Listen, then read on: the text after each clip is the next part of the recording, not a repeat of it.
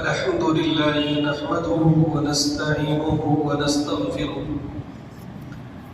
ونؤمن به ونتوكل عليه ونعوذ بالله من شرور أنفسنا ومن سيئات أعمالنا من يهده الله فلا مضل له ومن يضلله فلا هادي له ونشهد أن لا إله إلا الله وحده لا شريك له ونشهد أن سيدنا ومولانا محمدا عبده ورسوله أما بعد فأعوذ بالله من الشيطان الرجيم بسم الله الرحمن الرحيم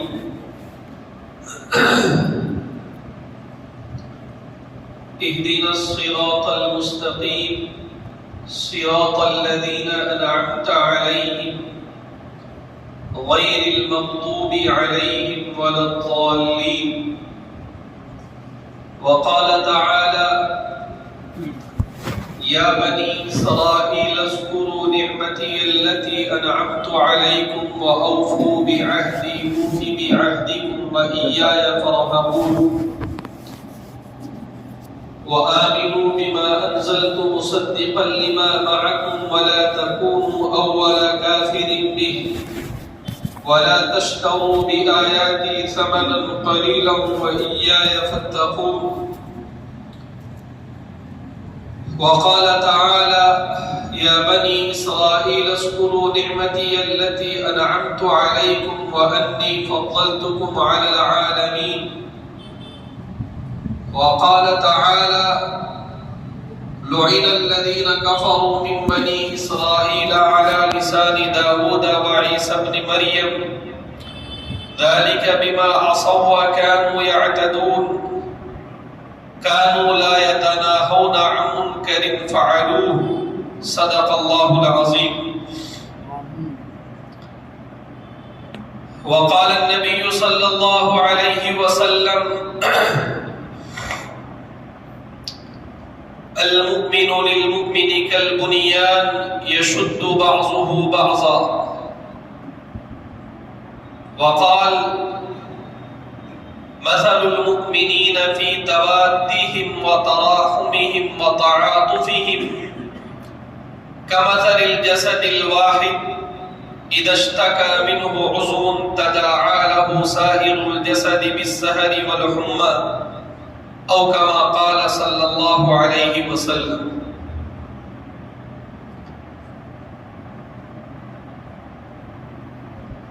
جہاں میں اہل ایمان صورت خورشید جیتے ہیں، جہاں میں اہل ایمان صورت خورشید جیتے ہیں، ادھر ڈوبے ادھر نکلے ادھر ڈوبے ادھر نکلے. قابل صد احترام میرے بزرگوں، بھائیوں، عزیزوں اور دوستوں، اس وقت خصوصی طور پر فلسطین میں جو حالات ہیں ہم سب کے علم میں.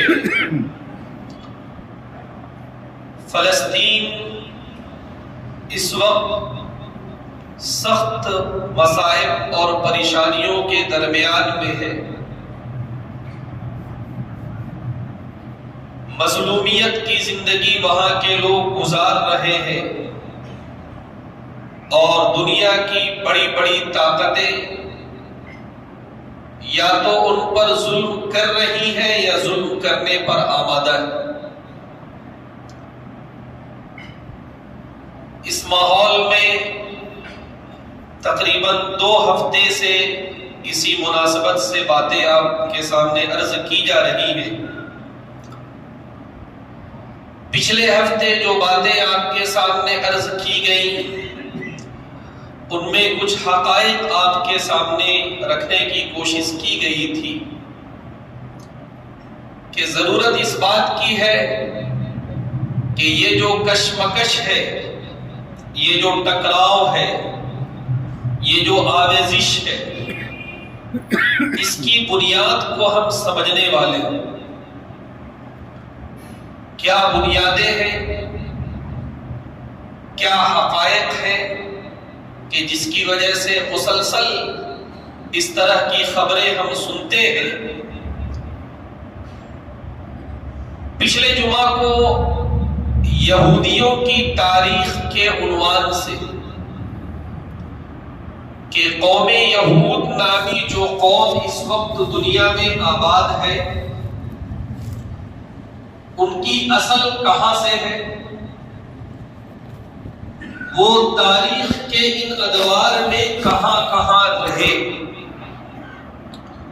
اور ابھی جو پوری دنیا سے بلا بلا کر یہودیوں کو اسرائیل نامی ناجائز ملک میں بسایا جا رہا ہے، اس کی حقیقت کیا ہے۔ میں نے اپنی بات کی شروعات یہاں سے کی تھی کہ ہم سب جانتے ہیں کہ حضرت ابراہیم علیہ السلام ایک جلیل القدر نبی ہے۔ حضرت ابراہیم علیہ السلام کے دو لڑکے، ایک حضرت اسماعیل اور دوسرے حضرت اسحاق۔ حضرت اسماعیل کو آپ نے اللہ کے حکم سے مکہ نامی جو شہر تھا وہاں بسایا، باپ بیٹے نے مل کر کعبے کی تعمیر کی، اور پھر حضرت اسماعیل وہیں کے ہو کر رہ گئے۔ قبیلہ جرہم میں آپ نے شادی کی، اور اس کے بعد آپ کا خاندان وہیں پر پھیلا، اور حضور پاک صلی اللہ علیہ وسلم نسلی اعتبار سے حضرت اسماعیل کی اولاد ہے۔ حضرت ابراہیم علیہ السلام کے دوسرے لڑکے حضرت اسحاق، ان کو آپ نے فلسطین میں آباد کیا، مسجد اقصی نامی مسجد وہاں پر بنائی گئی، اور پھر حضرت اسحاق وہاں رہے اپنی بیوی اور بچوں کے ساتھ۔ اس کے بعد آپ کے لڑکے حضرت یعقوب ہوئے، ان کو بھی نبی بنایا گیا، حضرت یعقوب علیہ السلام۔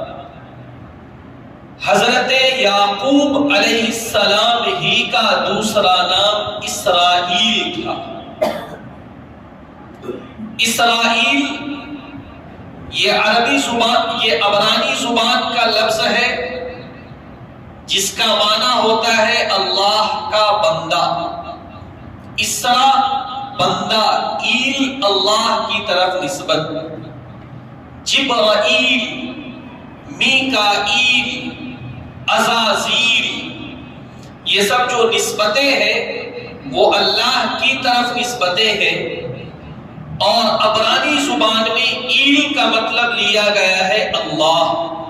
بہرحال حضرت یعقوب کا دوسرا نام اسرائیل، اور بنو اسرائیل یا بنی اسرائیل جو کہا جاتا ہے، اس سے مراد حضرت یعقوب علیہ السلام کی اولادیں۔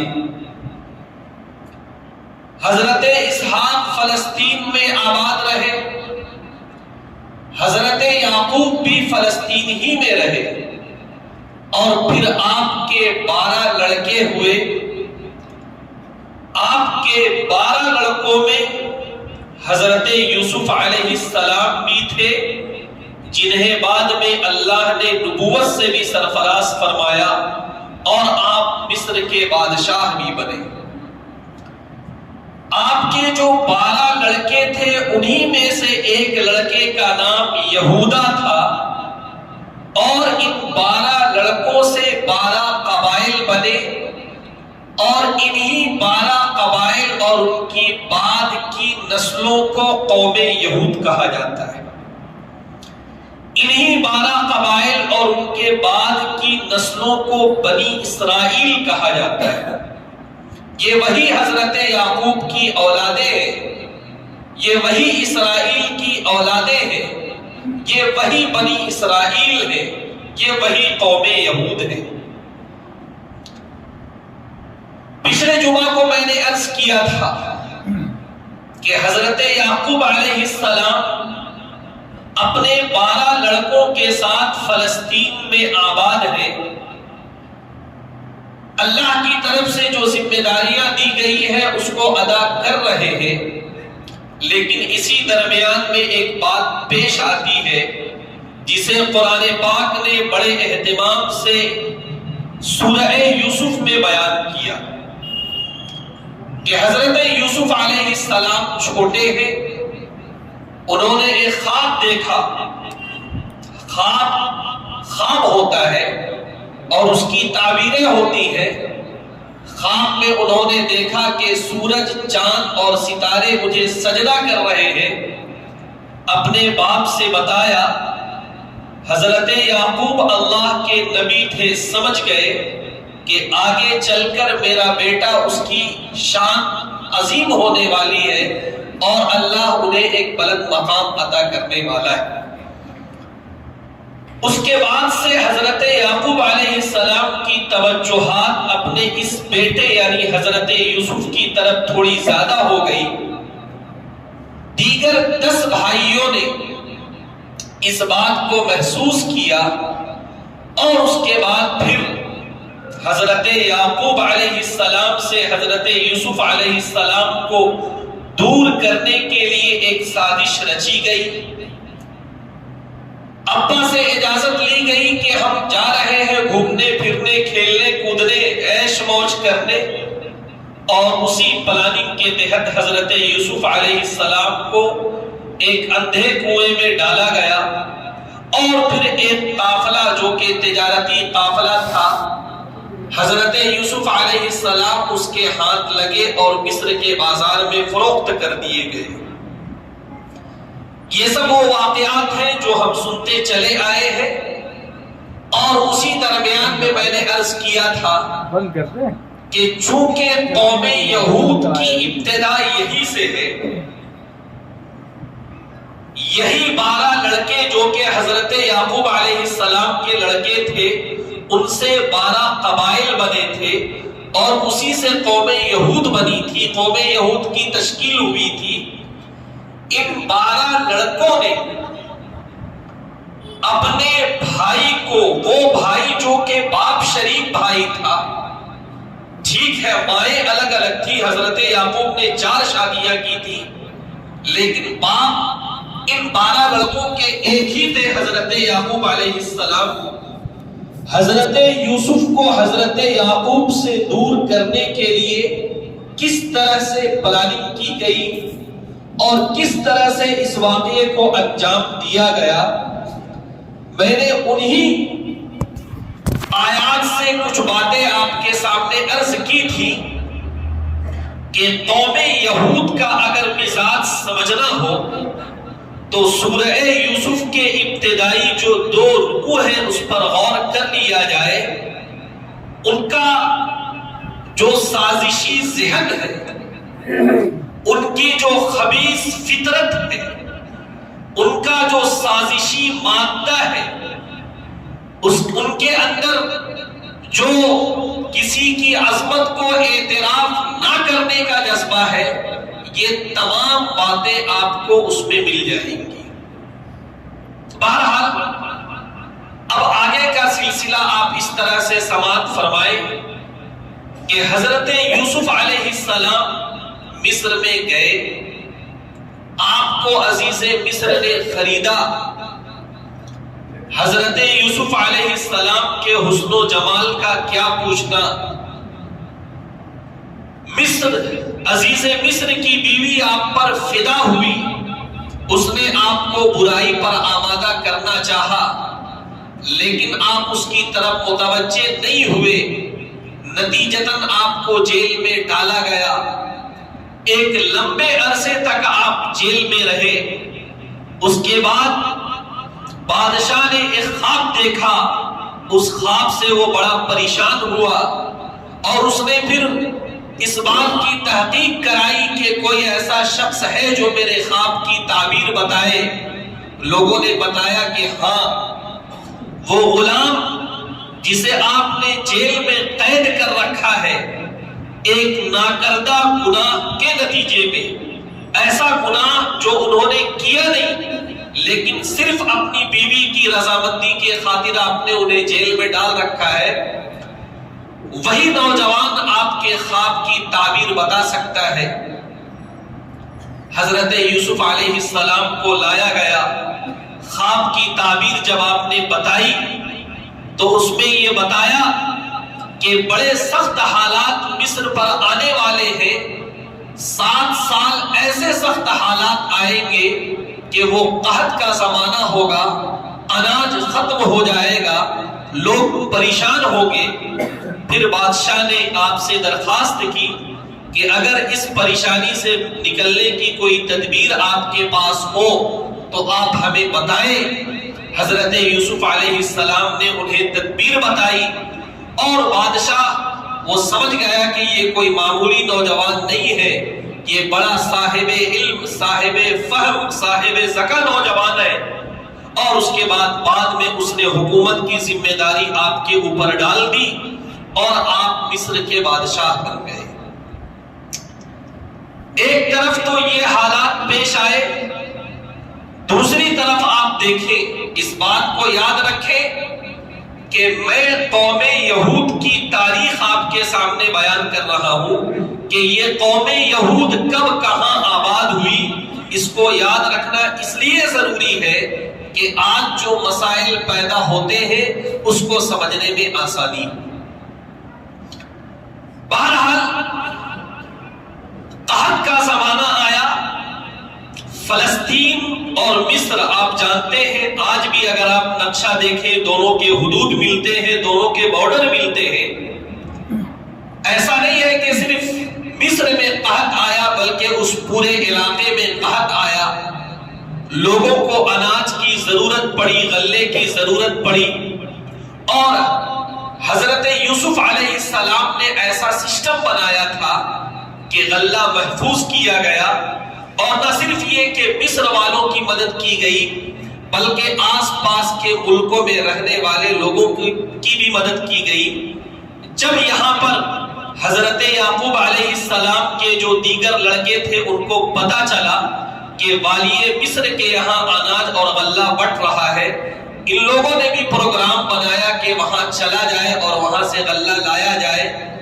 وہ سب کے سب لوگ حضرت یوسف علیہ السلام کے یہاں گئے۔ میں بڑے اختصار کے ساتھ کام لے رہا ہوں۔ حضرت یوسف علیہ السلام کی خدمت میں جب وہ پہنچے تو حضرت یوسف علیہ السلام نے دیکھتے ہی پہچان لیا کہ یہ کوئی اور نہیں بلکہ یہ سب میرے بھائی ہیں، اور ان میں بنیامین نہیں تھے جو کہ آپ کے ماں شریک بھائی تھے۔ آپ نے ان سے کہا کہ آئندہ سال جب آنا تو تم اپنے ایک بھائی کو ضرور لے کر آنا جنہیں تم نے چھوڑ دیا ہے۔ دوسرے سال وہ آئے، حضرت بنیامین کو بھی لے کر آئے۔ بھائیوں اور حضرت یوسف علیہ السلام کے درمیان میں بات چیت ہوئی۔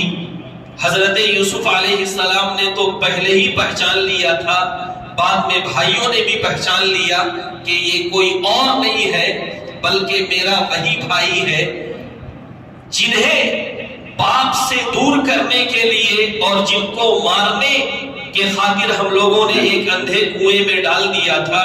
لیکن آج دیکھیے خدا کا کرنا ایسا ہوا کہ جس کے نام کو مٹانے کی ہم نے سازش کی تھی، جس کے زوال کی ہم نے تمنا کی تھی، جس کے تعلق سے ہم نے یہ سوچا تھا کہ اس کا وجود ختم ہو جائے گا، لیکن جسے اللہ رکھے اسے کون چکھے، آج وہی نوجوان مصر کا بادشاہ بنا ہوا ہے اور ہم جو ہے اس کی رعایا بنے ہوئے۔ بہرحال تعارف ہوا، پہچان ہوئی، اس کے بعد پھر حضرت یوسف علیہ السلام نے اپنے والد محترم حضرت یعقوب علیہ السلام کو بھی بلوا لیا۔ چونکہ حضرت یوسف علیہ السلام بادشاہ تھے، آپ نے اپنے بھائیوں کے ساتھ اچھا سلوک کیا، کوئی انتقام نہیں لیا، بلکہ قرآن گواہ ہے کہ آپ نے ان تمام لوگوں کو معاف کر دیا۔ اور اس کے بعد ان کو مصر میں اپنے والد سمیت آباد کیا۔ اب آپ غور فرمائیں کہ قوم یہود حضرت یعقوب علیہ السلام کے 12 لڑکے اور وہ 12 قبائل اب فلسطین سے اٹھ کر مصر آ چکے ہیں اور مصر میں وہ آباد ہو چکے ہیں، اور ان کے بھائی چونکہ والی مصر ہے اس لیے ایک عیش کی زندگی، ایک فراوانی کی زندگی وہ گزار رہے ہیں، اور ایک لمبے زمانے تک وہ مصر میں مقیم رہے۔ لیکن پھر حالات نے کروٹ بدلا۔ بہرحال یہ ایک دوسرے ملک سے آ کر مصر میں آباد ہوئے تھے۔ مصر کے جو اصل باشندے تھے ان کو یہ بات پتہ تھی کہ یہ غیر ملکی لوگ ہیں۔ بعد میں حالات بدلے اور مصر کے جو حقیقی باشندے تھے ان لوگوں نے جب حکومت اپنے ہاتھ میں لی، اور یہ بات تاریخی اعتبار سے بھی یاد رکھیں کہ مصر کے جب حقیقی باشندے اپنے درمیان سے کسی کو بادشاہ بنایا کرتے تھے تب اسے وہ فرعون کا لقب دیا کرتے تھے۔ بہرحال درمیان میں جب غیر ملکی لوگوں کی حکومت رہی، یا یوں کہیے کہ ان لوگوں کی حکومت رہی جو مصر کے حقیقی باشندے نہیں تھے، تو ان کو عزیز کا لقب دیا گیا، اور پھر سے جب مصر کے حقیقی باشندوں کی حکومت آئی تو ان کو فرعون کا لقب دیا جانے لگا، اور زمانہ چلتے چلتے اس مرحلے تک پہنچ گیا کہ اللہ کی طرف سے فیصلہ ہوا کہ حضرت موسیٰ علیہ السلام کو رسول بنا کر بھیجا جائے۔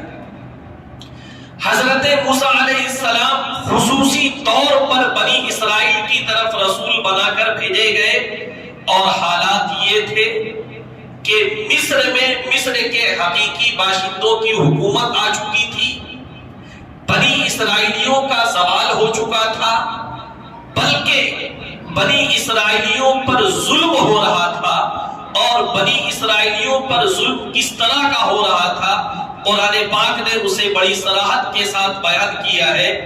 ان فرعون علا فی الارض وجعل اہلها شیعا يستضعف طائفة منهم يذبح أبناءهم ويستحيي نساءهم إنه كان من المفسدين، کہ جب فرعون وہاں کا بادشاہ بنا دوبارہ تو اس نے لوگوں کو ٹولیوں میں بانٹ دیا، اور خصوصی طور پر بنی اسرائیلیوں کو ٹارگٹ کیا گیا، اس کے نوجوانوں کو اور مردوں کو مارا گیا، اور ان کی عورتوں کو باقی رکھا گیا۔ بہرحال اس طرح کے سخت حالات میں بنی اسرائیل پھنسے ہوئے تھے مصر میں، اور فرعون ان پر ظلم کر رہا تھا۔ اسی درمیان میں حضرت موسیٰ علیہ السلام کو رسول اور نبی بنا کر بھیجا جاتا ہے، اور خصوصی طور پر آپ کو یہ حکم دیا جاتا ہے کہ آپ بنی اسرائیلیوں کے درمیان میں جائیں اور فرعون کے چنگل سے انہیں چھڑا کر لائیں۔ آپ جانتے ہیں کہ اللہ کے حکم سے حضرت موسیٰ علیہ السلام اپنے بھائی حضرت ہارون علیہ السلام کے ساتھ جاتے ہیں، اور ایک لمبا عرصہ آپ وہاں گزارتے ہیں۔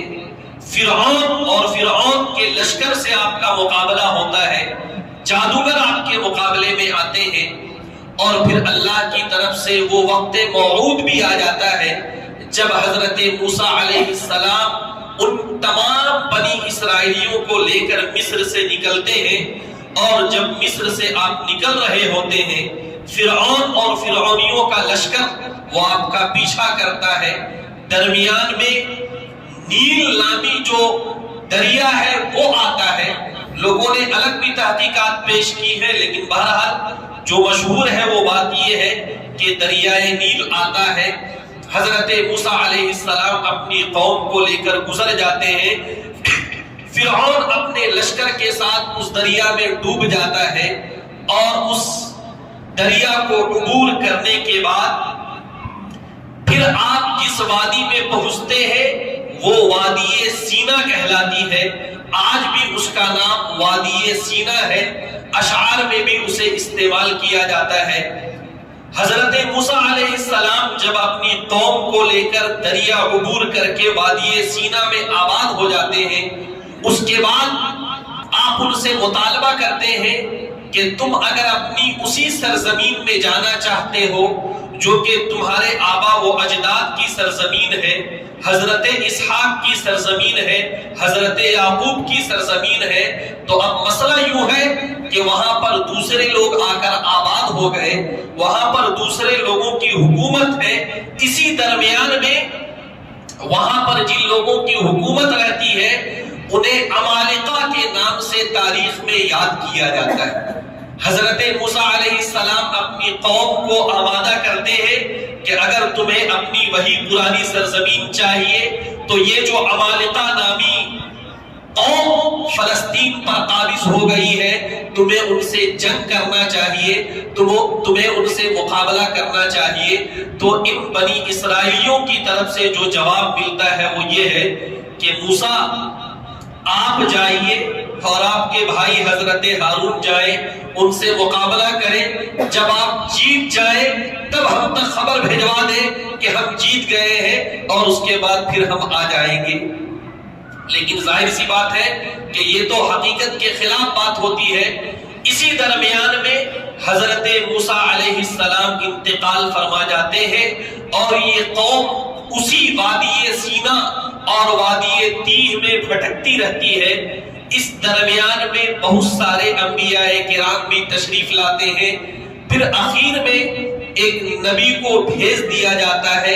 ایک لمبا عرصہ وادی تیہ اور وادی سینا میں گزارنے کے بعد اور پریشانی کے مرحلے سے گزرنے کے بعد جب ان کے اندر یہ احساس پیدا ہو جاتا ہے کہ ہمیں اپنی سرزمین کو دوبارہ واپس لینا چاہیے، عمالقہ نامی قوم سے مقابلہ کرنا چاہیے، اللہ کی طرف سے ایک نبی بھیجے جاتے ہیں، اور ان کے قیادت میں اور طالوت نامی ایک بادشاہ کی گویا کہ قیادت میں یہ بنی اسرائیل عمالقہ نامی قوم سے جنگ کرتی ہے، اور اس کے بعد دوبارہ وہ پھر سے فلسطین میں آ کر آباد ہو جاتی ہے۔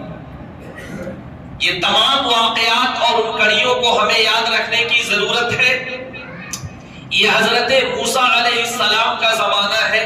حضرت موسیٰ اور حضرت عیسیٰ علیہ السلام کے درمیان میں بہت سارے انبیاء کرام تشریف لائے۔ حضرت داؤد اسی درمیان کے نبی ہیں، حضرت سلیمان اسی درمیان کے نبی ہیں، حضرت زکریا اسی درمیان کے نبی ہیں، حضرت یحییٰ اسی درمیان کے نبی ہیں۔ بہرحال یہ تمام انبیاء کرام اس درمیان میں تشریف لائے، اور حضرت موسیٰ علیہ السلام کی آمد کے تقریباً 1400 سال کے بعد حضرت عیسیٰ علیہ السلام تشریف لاتے ہیں، اور حضرت عیسیٰ علیہ السلام کو بھی خصوصی طور پر بنی اسرائیلیوں کا نبی بنا کر بھیجا جاتا ہے۔ وَرَسُولًا إِلَى بَنِي إِسْرَائِيل، قرآن پاک میں بھی یہ الفاظ ذکر کیے گئے ہیں کہ حضرت عیسیٰ علیہ السلام کو خصوصی طور پر بنی اسرائیلیوں کا رسول بنا کر بھیجا گیا۔ میرے بزرگوں، یہاں پر ٹھہر کر یہ بات سمجھنے کی ضرورت ہے کہ یہ جو بنی اسرائیلی نامی قوم ہے، یہ جو قوم یہود ہے، ان کا شیوا تھا انبیاء کو جھٹلانا، ان کا شیوا تھا رسولوں کی تکذیب کرنا، ان کا شیوا تھا انبیاء کرام کی گستاخی کرنا، ان کا شیوا تھا رسولوں کو قتل کرنا، یہ ان کی عادت بنی ہوئی تھی۔ حضرت عیسیٰ علیہ السلام کو ان کے درمیان میں بھیجا گیا۔ آپ سب جانتے ہیں، میں نے کبھی عرض بھی کیا تھا کہ حضرت عیسیٰ علیہ السلام، ان کی والدہ محترمہ حضرت مریم، وہ بھی مسجد اقصیٰ کے ایک کمرے میں معتکف رہا کرتی تھی۔ حضرت مریم ان کے خالو یا ان کے ماموں جو کہ حضرت زکریا علیہ السلام تھے، جو کہ رشتے میں حضرت عیسیٰ علیہ السلام کے نانا لگیں گے، وہ بھی مسجد اقصیٰ کے کبھی امام ہوا کرتے تھے۔ بہرحال حضرت عیسیٰ علیہ السلام کو اللہ نے رسول بنایا، حضرت عیسیٰ علیہ السلام کو اللہ نے بنی اسرائیلیوں کی طرف مبعوث کیا، لیکن مسئلہ یوں تھا کہ حضرت عیسیٰ علیہ السلام کی پیدائش حضرت مریم سے ہوئی تھی، آپ کے والد نہیں تھے۔ اللہ نے اپنی قدرت کا مظاہرہ کرتے ہوئے حضرت عیسیٰ علیہ السلام کو پیدا فرمایا تھا، لیکن یہ جو قوم یہود تھی، جن کا مزاج تھا انبیاء کی تکذیب کرنا، جن کا مزاج تھا رسولوں کو قتل کرنا، جن کا مزاج تھا رسولوں کو جھٹلانا، انہوں نے حضرت عیسیٰ علیہ السلام کے ساتھ طرح طرح کی گستاخیاں کی۔ حضرت عیسیٰ علیہ السلام کی شان میں ایسے نازیبا کلمات کہے گئے کہ جس کو زبان سے ادا کرنا بھی دشوار ہے۔ بہرحال پوری زندگی حضرت عیسیٰ علیہ السلام کو اگر کسی قوم نے ستایا ہے تو یہی قوم بنی اسرائیل تھی، یہی قوم یہود تھی۔ حضرت عیسیٰ علیہ السلام 33 سال کی عمر میں آپ کو آسمان میں اٹھا لیا گیا، لیکن ہم سب جانتے ہیں کہ یہ مسلمانوں کا عقیدہ ہے۔ حضرت عیسیٰ علیہ السلام کو آسمان میں اٹھا لیا گیا اور ابھی تک آپ وہاں حیات سے ہیں اور قرب قیامت انشاءاللہ آپ تشریف لائیں گے۔ لیکن حضرت عیسیٰ علیہ السلام کے خلاف جو سازش ہوئی اس کو بھی یاد رکھنے کی ضرورت ہے۔ حضرت عیسیٰ علیہ السلام کو رسول بنایا گیا، بنی اسرائیلیوں کا رسول بنایا گیا، زندگی بھر لوگوں نے آپ کو پریشان کیا اور اس کے بعد پھر اپنی عدالت انہوں نے سجائی اور حضرت عیسیٰ علیہ السلام پر طرح طرح کے الزام لگائے گئے کہ یہ جھوٹے شخص ہیں، نعوذ باللہ یہ چور ہیں، اور کیا معلوم کیا کیا الزامات لگائے گئے، اور اس کے بعد پھر آپ کی سولی کا فیصلہ کیا گیا، آپ کو سولی دینے کا فیصلہ کیا گیا۔ یہ تمام کارروائیاں یہ قوم یہود کر رہی تھی۔ آپ کی سولی کا انتظام کیا گیا۔ اس زمانے میں سولی کا ایک نظام یہ تھا، آپ جانتے ہیں، آپ نے کراس کا نشان دیکھا ہوگا، اس کراس نامی لکڑی میں یا اس انداز کی لکڑی میں جس کو بھی سولی دی جانی ہوتی تھی اسے سیٹ کیا جاتا تھا، اس کے ماتھے میں بڑی سی کیل ٹھوک دی جاتی، اس کے ہاتھ میں کیل ٹھوک دی جاتی، اس کے دوسرے ہاتھ میں کیل ٹھوک دی جاتی، اس کے سینے میں کیل ٹھوک دی جاتی، اس کے پیر اور گھٹنے میں کیل ٹھوک دی جاتی اور اسے لٹکا دیا جاتا اس وقت تک جب تک کہ اس کی موت نہ آ جائے۔ حضرت عیسیٰ علیہ السلام کے تعلق سے اسی طرح کی سولی کا انتظام کس نے کیا تھا؟ قوم یہود نے کیا تھا۔ لیکن اللہ کی طرف سے فیصلہ ہوا کہ حضرت عیسیٰ علیہ السلام کو اٹھا دیا گیا، اور ایک وہ شخص جو کہ حضرت عیسیٰ علیہ السلام کی پھانسی کے معاملے میں اگوانی کر رہا تھا، اللہ نے اس شخص کا چہرہ حضرت عیسیٰ علیہ السلام کے جیسا بنا دیا، اور پھر جو ہے اسی کو حضرت عیسیٰ سمجھ کے لوگوں نے پھانسی پر چڑھایا۔ یہ ہمارا عقیدہ ہے، لیکن آپ دیکھیں کہ اپنے اعتبار سے اس قوم نے حضرت عیسیٰ علیہ السلام کو پھانسی پر چڑھا دیا تھا۔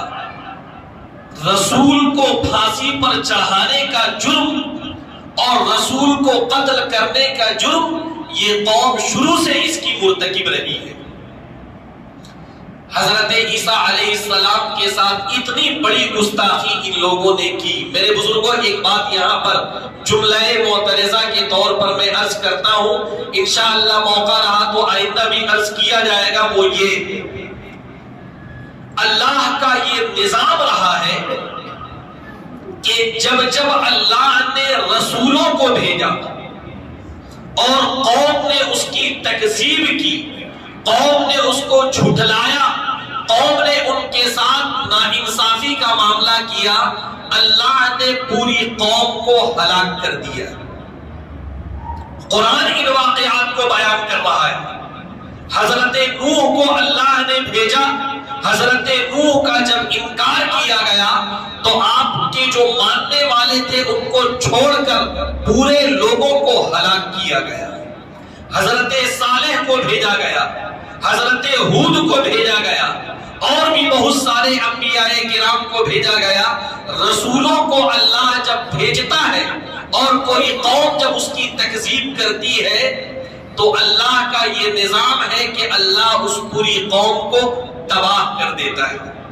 لیکن اللہ کا ایک عجیب و غریب فیصلہ یہ ہوا کہ یہ قوم یہود، یہ بنی اسرائیلی نامی قوم، اس نے زندگی بھر حضرت عیسیٰ علیہ السلام کو جھٹلایا، پریشان کیا، اور اپنے اعتبار سے، اپنے عقیدے کے اعتبار سے ان لوگوں نے پھانسی پر بھی ان کو چڑھا دیا۔ لیکن ایک سوال پیدا ہوتا ہے کہ پھر وہ قوم باقی کیوں رہی؟ تو اس کا جواب یہ ہے کہ اللہ نے اپنی حکمت اور مصلحت کے تحت اس قوم کو باقی رکھا ہے، ورنہ یہ جو فیصلہ ہے وہ اپنی جگہ پر اٹل ہے کہ اس قوم کو ختم ہونا ہے، اس قوم کے ایک ایک فرد کو ختم ہونا ہے۔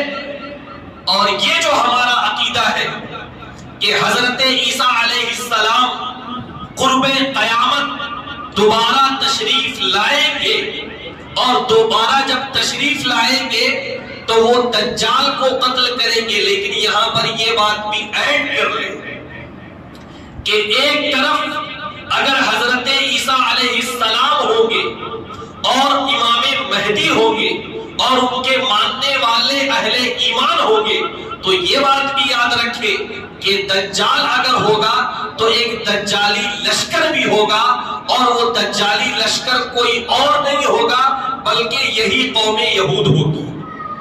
دجال کا ساتھ دینے والی یہی قوم ہوگی، دجال کا ساتھ دینے والے یہی قوم یہود ہوں گے۔ اور اللہ کا جو فیصلہ ہے کہ جب کوئی رسول کی تکذیب کرتا ہے اللہ پوری قوم کو تباہ کرتا ہے۔ اللہ اپنے اس رسول کو اپنے فیصلے کے مطابق قرب قیامت دوبارہ بھیجے گا، اور انہی حضرت عیسیٰ علیہ السلام کے ذریعے دجال اور دجال کے ساتھ دینے والے جو بھی لوگ ہیں، اور یقینی طور پر یہ لوگ ان کا ساتھ دیں گے، ان تمام کا خاتمہ ہونا ہے۔ یہ یقینی بات ہے، یہ اللہ کی طرف سے اٹل حقیقت اور فیصلہ ہے۔ میرے بزرگوں، میں نے بات حضرت عیسیٰ علیہ السلام کے زمانے تک کی ہے۔ حضرت عیسیٰ علیہ السلام کے بعد سے لے کے اب تک کا جو مرحلہ ہے وہ کہاں رہے، کیسے رہے، وہ باتیں بھی انشاءاللہ آپ کے سامنے عرض کی جائے گی۔ لیکن ابھی کے موجودہ حالات کے حساب سے کچھ باتیں اور سن لیں۔ یہ جو قوم ہے، میں نے کہا کہ قرآن پاک میں اس قوم کی فطرت، قرآن پاک میں اس قوم کا نیچر جو بیان کیا گیا ہے اسے آج ہم اپنی آنکھوں سے دیکھ رہے ہیں۔ اس قوم کی فطرت میں اور اس قوم کے نیچر میں ایک بات یہ ہے کہ یہ قوم انتہائی بزدل قوم ہے۔ یہ قوم جنگوں کو بھڑکانا تو جانتی ہے، لیکن مقابلے پر آنا اور مقابلے پر آ کر کسی سے جنگ کرنا یہ جانتی ہی نہیں ہے۔ آپ اٹھائیں دوبارہ سے سیرت پاک، غزوہ بدر کو بھڑکانے میں ان کا ہاتھ، غزوہ احد کو بھڑکانے میں ان کا ہاتھ، غزوہ خندق کو بھڑکانے میں ان کا ہاتھ۔ یہ مشرکین سے کہا کرتے تھے تم مسلمانوں پر حملہ کرو، ہم ادھر سے تمہارا ساتھ دیں گے، لیکن ان کے بھڑکانے پر جب مشرکین حملہ کرتے تھے یہ اپنے گھروں میں دبک جاتے تھے۔ یہ ان کی فطرت ہمیشہ سے رہی ہے۔ اسی لیے اللہ کے رسول غزوہ بدر کے بعد کبھی بنو قینقاع کو جلا وطن کر رہے ہیں، غزوہ احد کے بعد بنو نذیر کو جلا وطن کر رہے ہیں، اور غزوہ خندق کے بعد اس کا جو تیسرا قبیلہ تھا اس کو بھی آپ نے جلا وطن کیا، کیونکہ اس قوم کی فطرت میں ہے کہ یہ ہمیشہ آڑ میں آ کر، یہ ہمیشہ سازش کا سہارا لے کر لوگوں کو پریشان کرتی ہے، اور آج بھی اس کا حال یہی ہے۔ کل کی بات میں آپ کے سامنے عرض کروں، ہم سب جانتے ہیں کہ اقوام متحدہ دنیا کا ایک بہت بڑا ادارہ ہے، جسے ہم سنیکت راشٹر کہتے ہیں، جسے ہم یونائٹڈ نیشن کہتے ہیں۔ اس وقت اس کا جو جنرل سیکریٹری ہے، بہرحال انسان ہے، پڑھا لکھا آدمی ہے، اس نے بس ایک بات کہی، اس کے بعد ان کی پریشانی اور یہ جس طرح سے چاپا ہوئے، آپ ویڈیو اٹھا کر دیکھ سکتے ہیں، ان کے بیانات دیکھ سکتے ہیں۔ اس وقت کے جو UN کے جنرل سیکریٹری ہیں، انہوں نے دو چار جملہ کہا۔ کیا کہا؟ کہ غزہ پٹی کی طرف سے اگر راکٹ داغا جا رہا ہے تو اچانک سے کوئی بات نہیں پیش آ گئی، بلکہ غزہ پٹی میں رہنے والے جو لوگ ہیں 50-60 سالوں سے ان پر ظلم کیا جا رہا ہے، ان کے نوجوان بے روزگار ہیں، بنیادی ضروریات کی جو چیزیں ہیں وہ ان تک پہنچ نہیں رہی ہے، اناج ان تک پہنچ نہیں رہا ہے، دوائیاں ان تک پہنچ نہیں رہی ہے۔ ظاہر سی بات ہے اتنے لمبے عرصے تک جب کسی کو بھی ستایا جائے گا تو وہ پریشان ہو کر مقابلہ کرے گا ہی۔ یہ باتیں یا اس طرح سے یعنی اس سے ملتی جلتی باتیں ابھی کا جو جنرل سیکریٹری ہے اس نے یہ بیان دیا۔ اس کے بعد اسرائیل کا جو وزیر خارجہ ہے اور اسرائیل کے جو لوگ ہیں وہ چراغپا ہو گئے، غصے سے بھوت ہو گئے۔ اس نے آ کر جو ہے ایک پریس کانفرنس کیا، اور اس کے بعد کیا کہا؟ اس کے بعد اس نے یہ کہا کہ you must resign general secretary, کہ جنرل سیکریٹری صاحب آپ کو فوری طور پر امیڈیٹلی، انگریزی آپ جانتے ہیں، you must resign general secretary immediately, کہ جنرل سیکریٹری صاحب آپ کو فوری طور پر اقوام متحدہ کے جنرل سیکریٹری کے عہدے سے استعفیٰ دینا چاہیے۔ کیوں دینا چاہیے صاحب؟ اس وجہ سے دینا چاہیے کہ آپ نے یہودیوں کا جو خون ہوا ہے آپ نے اس کا اپمان کیا ہے، آپ نے ان کے خون کا مذاق اڑایا ہے، آپ نے دہشت گردوں کا سپورٹ کیا ہے، اس لیے اگر آپ ایسا کرتے ہیں تو آپ کو اپنے عہدے سے استعفیٰ دینا چاہیے۔ واہ! اگر کوئی حقیقت اور فیکٹ بول دے تو آپ کو بڑا برا لگتا ہے، آپ کو لگتا ہے کہ ہمارے خون کا اپمان کیا گیا، 1200-1300 لوگ ہمارے مارے گئے، آپ ان کے خون کا اپمان کر رہے ہیں، اور تم جو 60-70 سال سے فلسطین کے نہتے لوگوں کا قتل کر رہے ہو، ان کا خون بہا رہے ہو، ان کی عورتوں کی عزت کو پامال کر رہے ہو، بچوں کو تم قتل کر رہے ہو، یہ اتنے جھوٹے اور مکار لوگ ہیں۔ آپ دیکھیں، میں نے شروع میں کہا تھا کہ ان کی حقیقت وہی ہے کہ میڈیا کی طاقت کا سہارا لے کر لوگوں کو کے سامنے جھوٹ پھیلاتے ہیں۔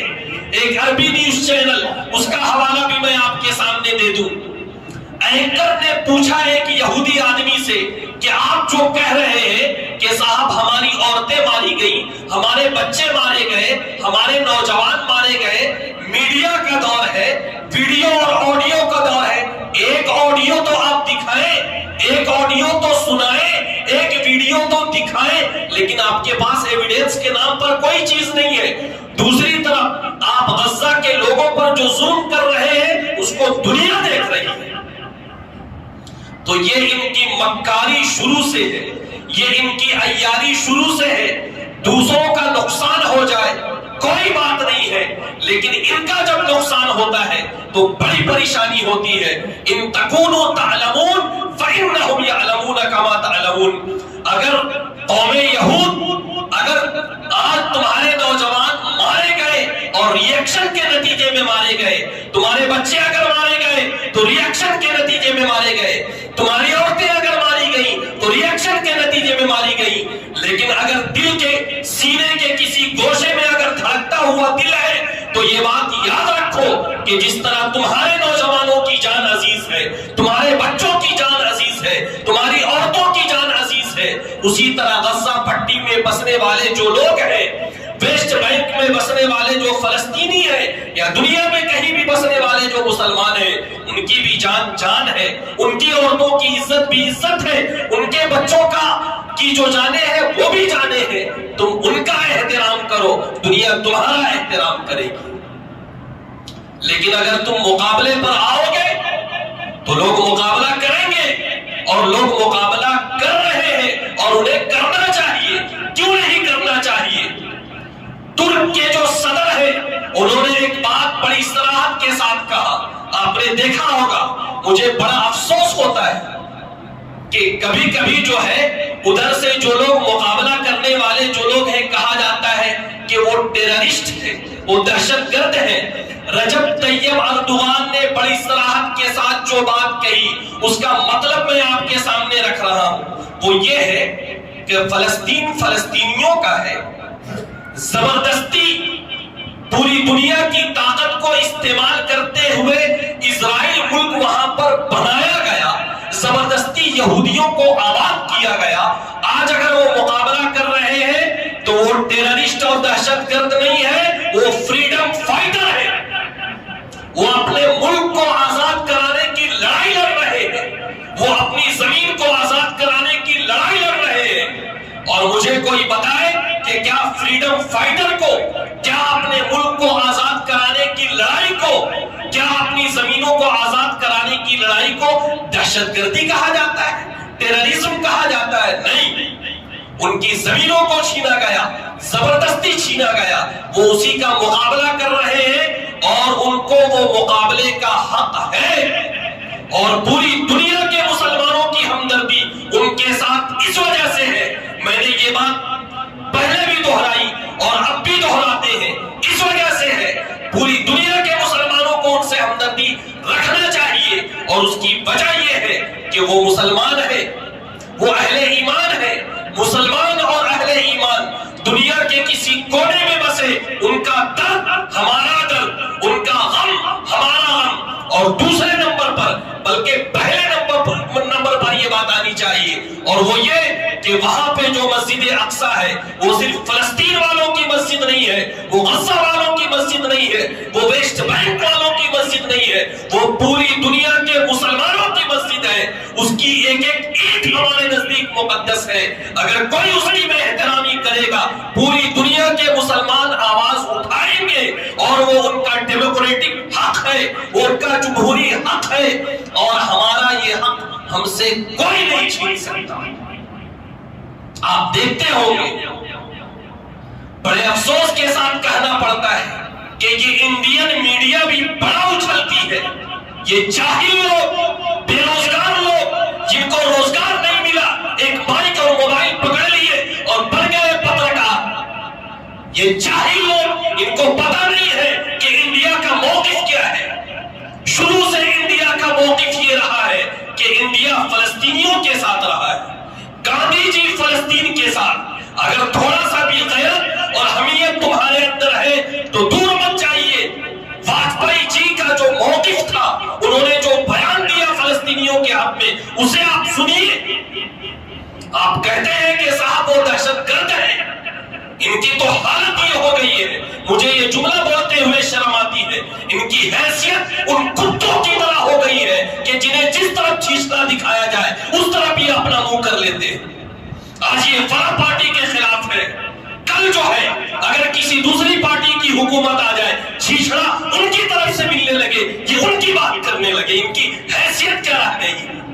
ہاں یہ بات ہے کہ کچھ انصاف پسند پترکار ابھی بھی ہیں، کچھ انصاف پسند جرنلسٹ ابھی بھی ہیں جو حق کو حق کہتے ہیں، باطل کو باطل کہتے ہیں، ورنہ سب گوار ہے، جاہل ہے، ظالم ہے، انصاف کے خلاف بات کرنے والے لوگ ہیں۔ انڈیا کے جو مسلمان ہیں انہیں تو وہ موقف اختیار کرنا ہی چاہیے، لیکن انڈیا میں بسنے والے جو سیکولر لوگ ہیں، میری ان سے بھی گزارش ہے کہ ہمارا جو شروع سے موقف رہا ہے کہ ہم ہمیشہ مظلوموں کے ساتھ رہے. فلسطین پر ظلم ہوا ہے، وہاں کے مسلمانوں پر ظلم ہو رہا ہے، ہمیں فلسطین کے ساتھ کھڑا ہونا چاہیے. اللہ سے دعا کریں کہ اللہ ہمیں ان حقائق کو سمجھنے کی توفیق سے نوازے. آمین. وآخر دعوانا ان الحمد للہ رب العالمین.